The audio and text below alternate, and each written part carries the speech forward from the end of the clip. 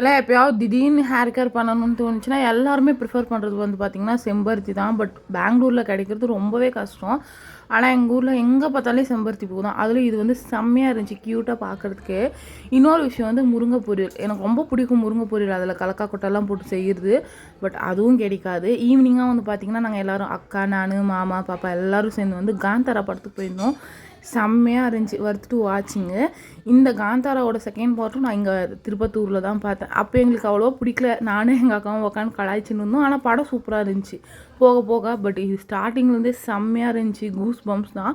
புலி வர்ற சீன்லலாம் நான் தான் அவங்க உட்காந்து விசிலே அடிச்சிட்டு இருந்தேன். அதுக்கப்புறம் வீடெல்லாம் க்ளீன் பண்ணிகிட்டு இருந்தோம்மா. மறுநாள் என்னோடய குட்டி வயசு ஃபோட்டோ கிடச்சிச்சு. நான் 11ஆவது படிக்கும்போது இப்படி தான் இருந்தேன்.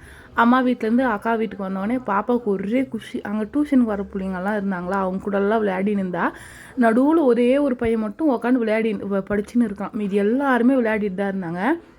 அதுக்கப்புறம் அக்கா அவங்க மாமனார் வந்து பாப்பாவுக்கு நிறைய ஸ்நாக்ஸ் வாங்கிட்டு வந்து தந்தாங்க. எல்லாத்தையும் ஒன்று ஒன்றா பார்த்துட்டு இருந்தேன். இதில் அவள் சாப்பிடுவாளோ இல்லையோ பாதிக்கு பாதி நான் தான் சாப்பிடுவேன். திருப்பி ஊருக்கு போயிட்டு உங்களுக்கு கண்டினியூ